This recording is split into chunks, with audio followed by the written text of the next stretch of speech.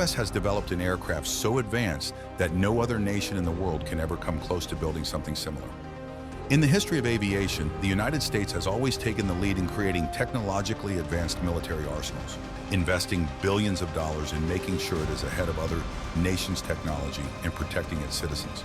However, with an investment of $270 million, the U.S. has outdone itself. This aircraft is extremely destructive and powerful, featuring cutting-edge technology that no other aircraft can boast of. What is this legendary aircraft that the whole world is so afraid of? Is this plane truly as unique as they claim it is? Join us as we explore the mind-blowing features of this $270 million plane that is so advanced only the U.S. can build it. Building something exceptional is not an easy task, and this bomber is indeed the definition of exceptional, which means that the process of developing this enigmatic aircraft is not a straightforward one. Let's get into the story that led to the development of one of the most advanced aircraft ever.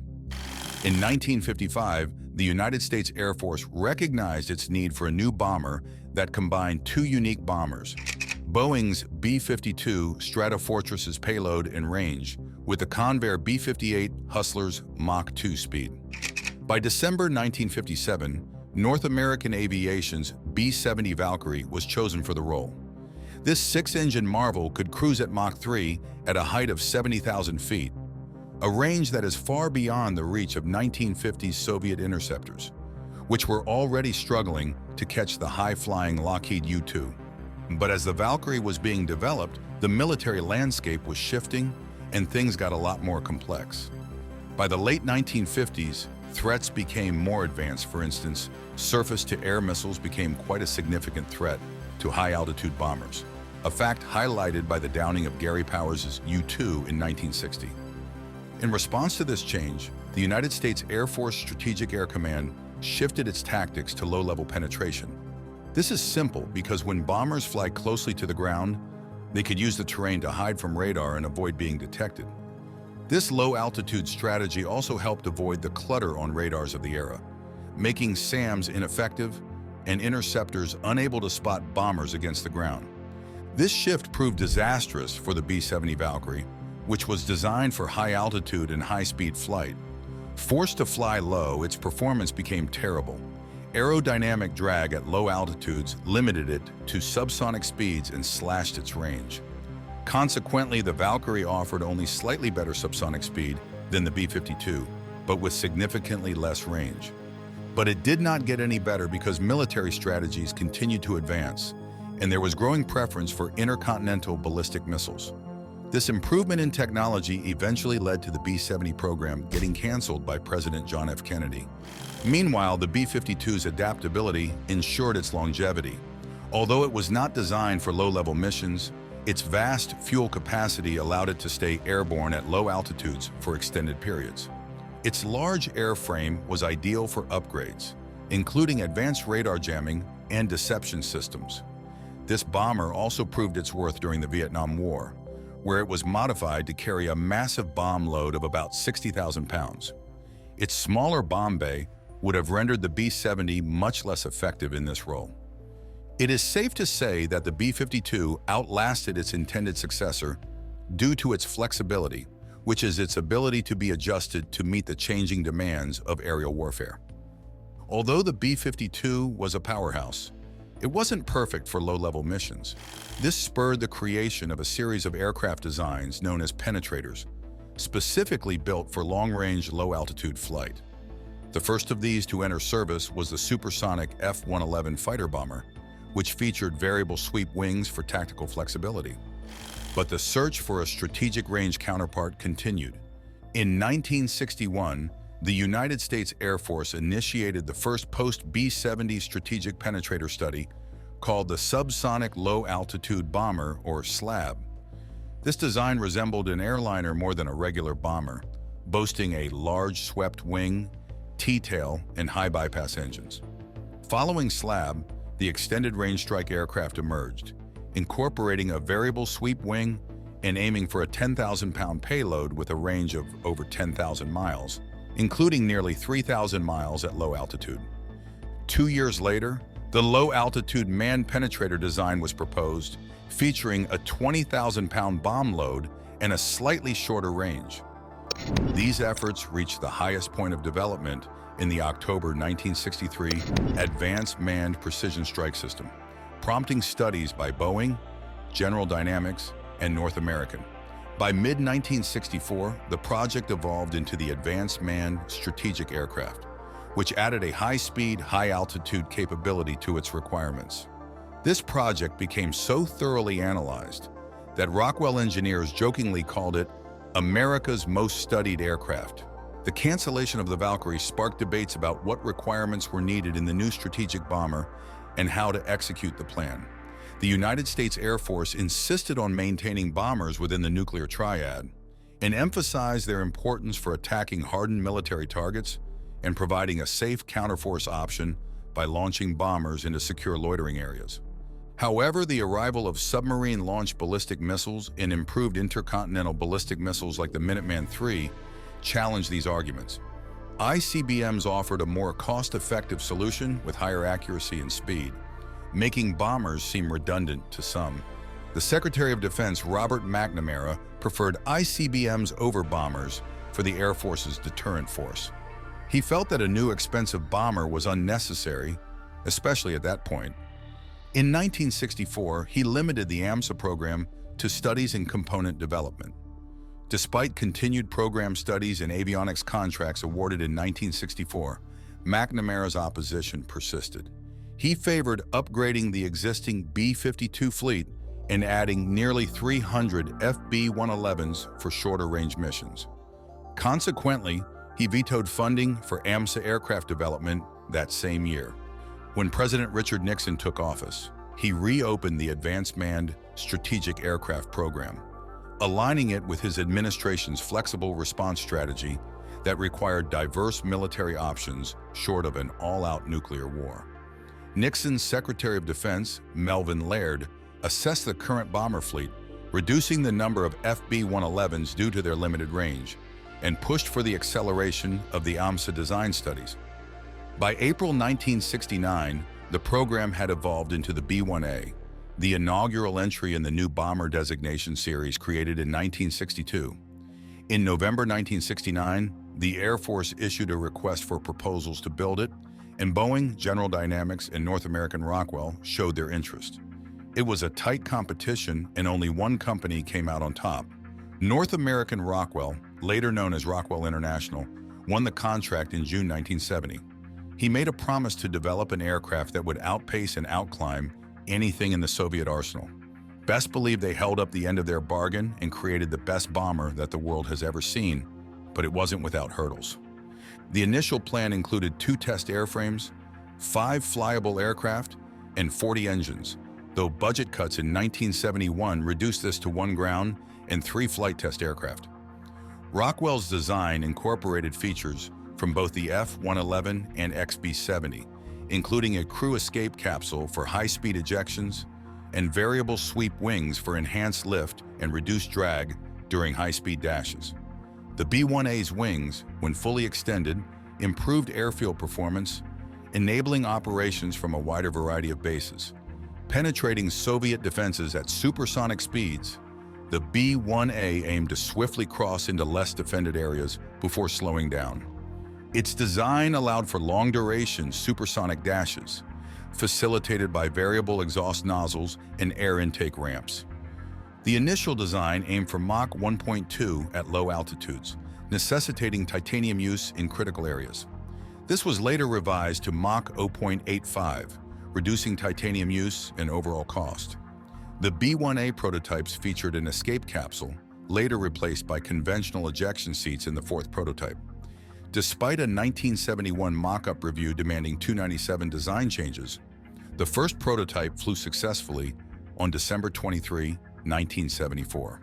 However, rising costs and high inflation saw the per-unit cost escalate from $40 million in 1970 to $70 million by 1975. Despite the challenges that the development of this bomber encountered, it was eventually worth it all. Let us explore some of the designs of this irreplaceable bomber and what it has offered the aviation world since it became operational. The B-1, with its sleek and formidable design, features a blended wing body configuration and variable sweep wings, making it a marvel of modern aviation engineering. Its four powerful turbofan engines, combined with triangular ride control fins and a cruciform tail, enable the bomber to adapt to various flight conditions. Interestingly, its wings can sweep from 15 degrees, ideal for takeoff and landing, to 67.5 degrees for high-speed subsonic and supersonic flight, optimizing performance across a range of missions. Unlike previously developed bombers, this flexibility allows the B-1 to operate from shorter runways, a clear significant advantage over its predecessors. The aircraft's length posed a challenge with air turbulence at low altitudes, but Rockwell ingeniously solved this by incorporating small triangular fin control surfaces near the nose. These vanes, part of the structural mode control system, counteract turbulence, ensuring a smoother ride. A stunning view of a B-1B in flight at the Royal International Air Tattoo in 2004 showcases its formidable presence. While the B-1A could achieve speeds over Mach 2, the B-1B, with a maximum speed of Mach 1.25, trades off some speed for reduced radar visibility. Its low-level speed, however, was boosted to Mach 0.92, allowing it to evade enemy detection more effectively. Its serpentine air intake ducts and fixed intake ramps lower its radar cross-section, making it harder to detect. Vanes in the intake ducts further enhance stealth by deflecting radar signals away from the engine's reflective surfaces. The B-1B's engines, GE F101 and 102, are modified for durability and efficiency, sharing their core with several other military and civilian aircraft engines, including those in the F-14 Tomcat, B-2 Spirit, and the CFM-56 used in commercial jets. This commonality lays emphasis on the versatility and reliability of its power plant. Ground crew operations are streamlined with the nose gear door housing controls for the auxiliary power unit, enabling rapid startup during scrambles. Inside, the B-1B's cockpit is a hub of advanced avionics.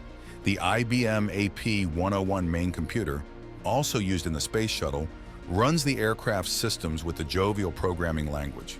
The offensive avionics suite includes the AN/APQ-164 radar, offering synthetic aperture radar, ground-moving target indication, and terrain-following capabilities. An upgrade that occurred in 1995 added GPS navigation, enhancing the bomber's precision and effectiveness. For defense, this bomber is equipped with the Eaton AN/ALQ-161A radar warning and jamming system, which includes multiple antennas for comprehensive coverage. The AN/ALQ-153 missile approach warning system in the tail radome further augments its defensive measures. Flare dispensers in the ALE-50 decoy system also help to bolster the B-1B's ability to evade enemy missiles.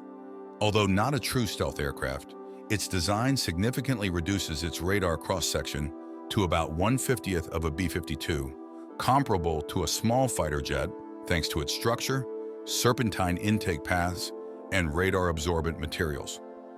This bomber is not just perfect, it is the ideal weapon.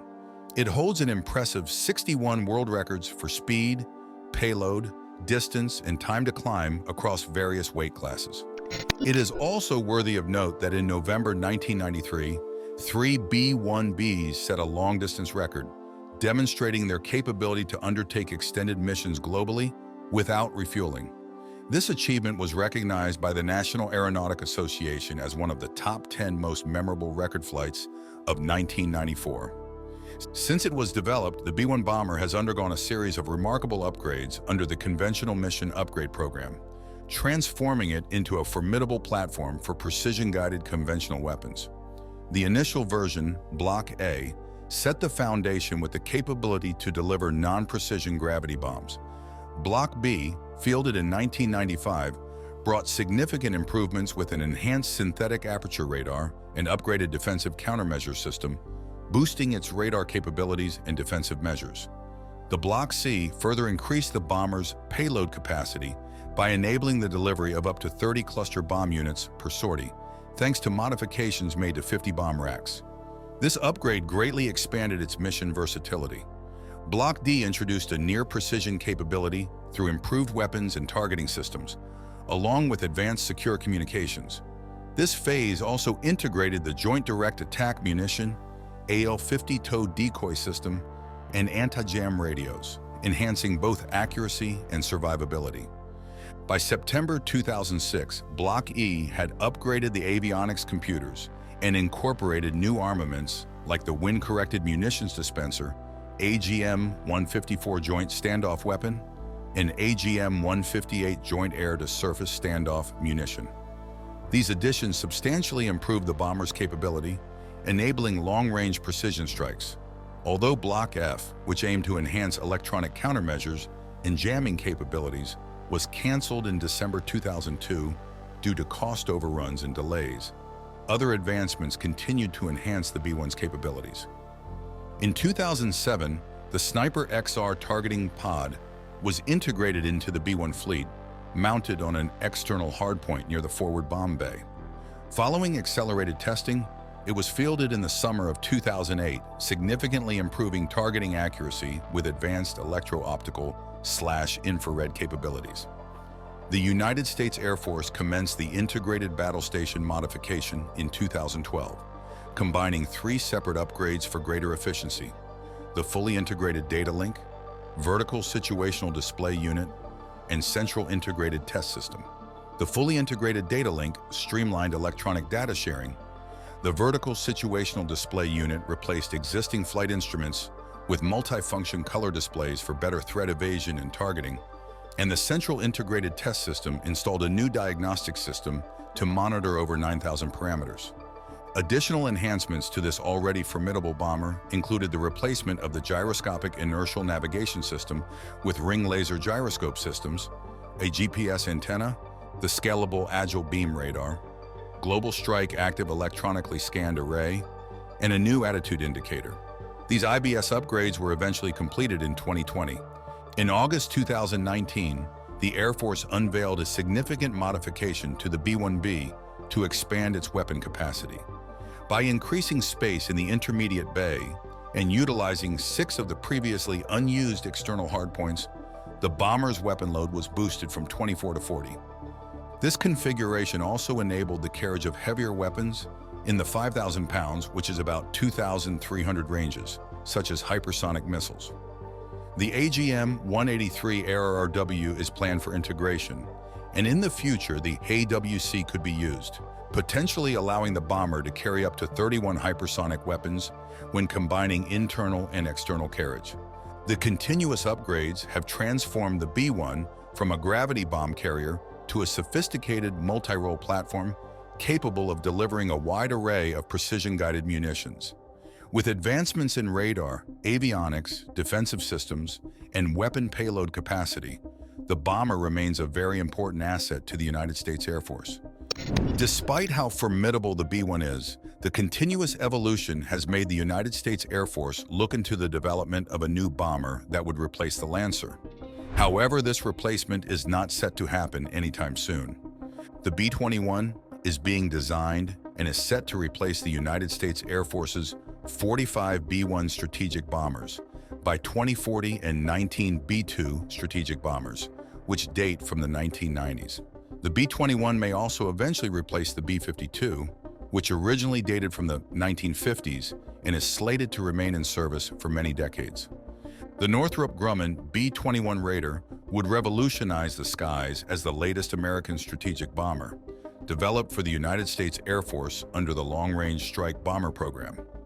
Designed to be a long-range, stealth intercontinental strategic bomber, this bomber will be capable of delivering both conventional and thermonuclear weapons, ensuring the USAF maintains a formidable presence in global air power. The journey of the new bomber began in 2011 when the Air Force started planning for this next-generation bomber, and in 2015, Northrop Grumman was awarded the major development contract. It took quite some time before the B-21 was put together, and when it was finally ready, it eventually had its highly anticipated maiden flight on November 10, 2023. However, the aircraft is expected to enter service by 2027, bringing advanced technology and capabilities to the forefront of the USAF's strategic operations. Details about this new bomber are shrouded in secrecy, as the program is designated a Special Access Program. The Congressional Research Service noted in 2021 that key technical specifications such as speed, enabling systems, size, stealth features, structure, engine types, projected weapons, and onboard sensors remain classified. Despite the secrecy, some aspects of the program have been disclosed since 2015, offering glimpses into the aircraft's potential. On December 2, 2022, the first photos of the B-21 were released during a rollout ceremony at Northrop Grumman's production facilities in Palmdale, California. This event revealed the sleek, futuristic design of the bomber, capturing the attention and imagination of aviation enthusiasts and military strategists alike. As the Raider prepares to take its place in the United States Air Force's arsenal, it promises to bring unparalleled stealth, range, and firepower to the nation's defense capabilities. While many specifics of the Raider remains classified, estimated specifications give a glimpse of its formidable potential. The aircraft boasts an impressive capacity to carry a 20,000 pounds, which is about 9,100 kilograms weapon load, making it a powerful tool in the United States Air Force arsenal.